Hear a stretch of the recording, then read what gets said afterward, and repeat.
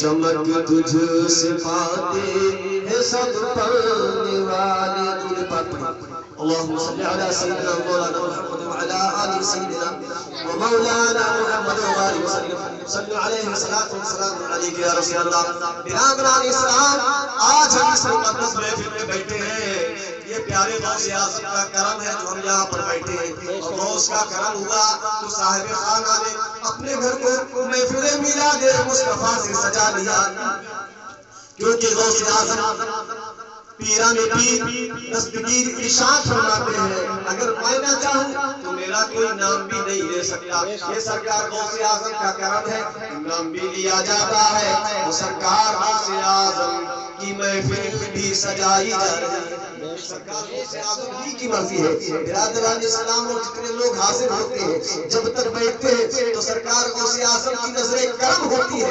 کیونکہ ایسی محفلوں میں اللہ کے فرشتے تشریف لاتے ہیں، پیارے آقا تشریف لاتے ہیں، غوث اعظم تشریف لاتے ہیں، بزرگان دین تشریف لاتے ہیں. یہ وہ مقدس محفل ہے جہاں پر انوار و تجلیات کی بارش ہوئی.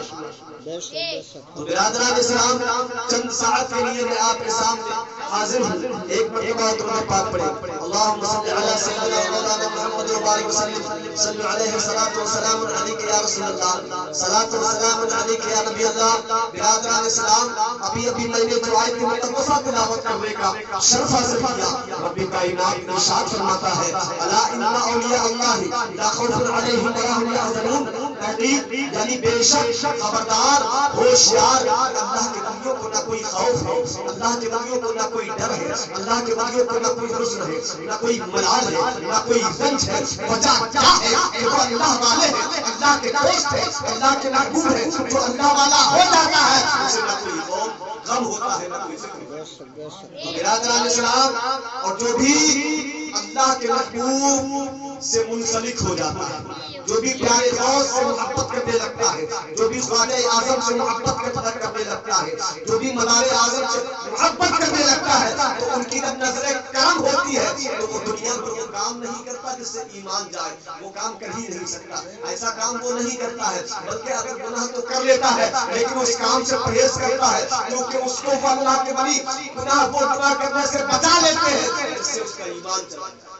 برادران اسلام، سب سے بڑی دولت کیا ہے آدمی کے پاس ہے؟ وہ ہے ایمان. اور ایمان ہے تو مسلمان ہے، ایمان ہے تو زندہ ہے.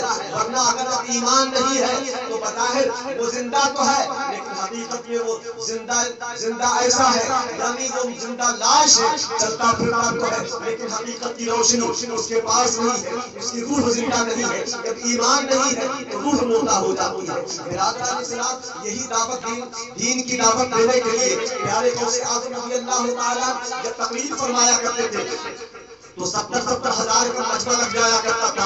اور جب مجمع لگتا تھا کوئی چوئی چرا نہیں کرتا تھا، کوئی اونٹ پر بیٹھ کر سنتا تھا، کوئی گھوڑے پر بیٹھ کر سنتا تھا، کوئی پیڑ پر چڑھ کر سنتا تھا. کیونکہ 70,000 کا مجمع بہت بڑا مجمع ہوا کرتا ہے. یہ غوث اعظم کی شان ہے. جب غوث اعظم تقریر فرما رہے ہوتے اتنی آواز قریب والے کو پہنچتی تھی، اتنی آواز آخری والے کو.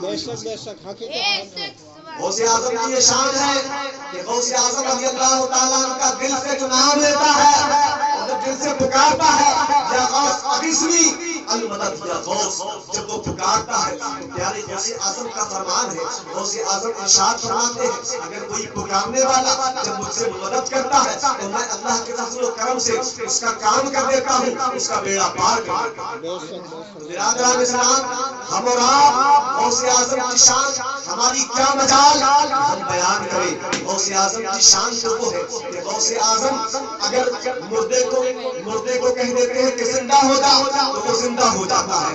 اگر وہ یہ کہہ دیتے ہیں کہ 12 برس کی کشتی ڈوب گئی ہے، اس کے باراتی ڈوب کر بہ گئے ہیں، لیکن غوث اعظم کی شان ایسی ہے کہ 12 برس پانی چلتے ہو گئے، دریا چل رہا ہے، لاشوں کا پتہ نہیں ہے، سالوں پر سالیں گزر چکی ہے، لیکن غوث اعظم وہاں سے اس مردے کو بلا لیتے ہیں جہاں اس کی لاش بہ کر گئی ہے اور اس پر اشارہ کرتے ہیں تو دولا ہی نہیں بلکہ پوری بارات زندہ ہو کر باہر آ جاتا ہے. یہ غوث اعظم کا فیضان ہے. اگر غوث اعظم کی بچپنے کی حالت ہے، بچپنے کا عالم یہ ہے کہ غوث اعظم اگر دینی تعلیم حاصل کرنے کے لیے جا رہے ہیں اور دنیا والوں کو دعوت دے رہے ہیں، دنیا والوں کو بتا رہے ہیں کہ میرے آقا نے فرمایا تھا کہ دین کی علم دین حاصل کرنا فرض ہے، میں فرض کو قبول کر لیا ہے اور علم دین حاصل کرنے کے لیے میں جا رہا ہوں۔ مسئلہ جیلان کو میں نے چھوڑ دیا ہے، بقا کی طرف تو قدم بڑھا دیے ہیں، راستے میں دشواریاں ہیں، وہ پیدل کا راستہ ہے، وہ پیدل کا راستہ ہے، وہ جنگل کا راستہ ہے، وہ پنوں کا راستہ